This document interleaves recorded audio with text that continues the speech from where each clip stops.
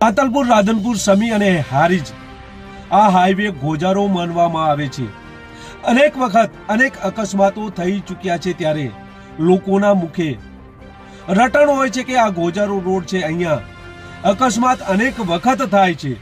કેટલાય નિર્દોષ લોકોએ આવા અકસ્માતોમાં જીવ ગુમાવ્યા છે। ત્યારે ફરી હારીજ નજીક અકસ્માતની ઘટના સામે આવી છે। ટ્રિપલ અકસ્માત થયો છે અને 2 લોકોના મોત થયા છે। 2 ઈજાગ્રસ્તોને હોસ્પિટલમાં દાખલ કરવામાં આવ્યા છે। નમસ્કાર, ક્રાઇમ આવાજ ન્યૂઝમાં તમારું સ્વાગત છે અને હું છું તમારો નાનજીભાઈ ઠાકોર।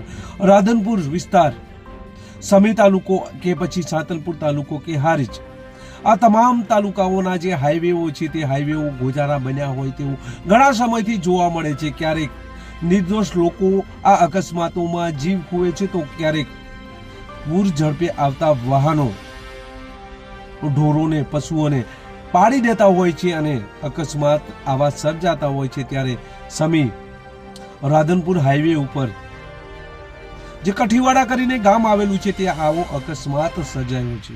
રાધનપુર હારીજ હાઈવે ઉપર આવેલ કાઠીવાડા ગામ નજીક 2 કાર અને 1 ઇકો ચાલક વચ્ચે અકસ્માત થાય છે। આ 3 વાહનો જોરદાર ટક્કર થી અથડાતા 2 લોકોના ઘટના સ્થળે જ મોત થાય છે, તો 2 લોકો ઈજાગ્રસ્ત થાય છે। ધડાકાભેર અકસ્માત થતાની સાથે જ સ્થાનિક લોકો તેમજ જે વાહન ચાલકો છે તે થોભી જાય છે અને મૃતકોને આ ગાડીઓમાંથી તેમની લાશો કાઢવામાં આવે છે, તેમજ જે ઈજાગ્રસ્ત બન્યા છે તેમને હોસ્પિટલ દાખલ કરવામાં આવે છે। 108 બોલાવવામાં આવે છે, પોલીસને જાણ કરવામાં આવે છે। ત્યારે રાધનપુર હારીજ તરફ જે જતો રોડ છે, જ્યાં આવી અનેક ઘટનાઓ, અકસ્માતની ઘટનાઓ ઘણી બધી ઘટી ચૂકી છે, ત્યારે આ ફરી 2 લોકોના મોત થયા છે, 2 ઈજાગ્રસ્ત।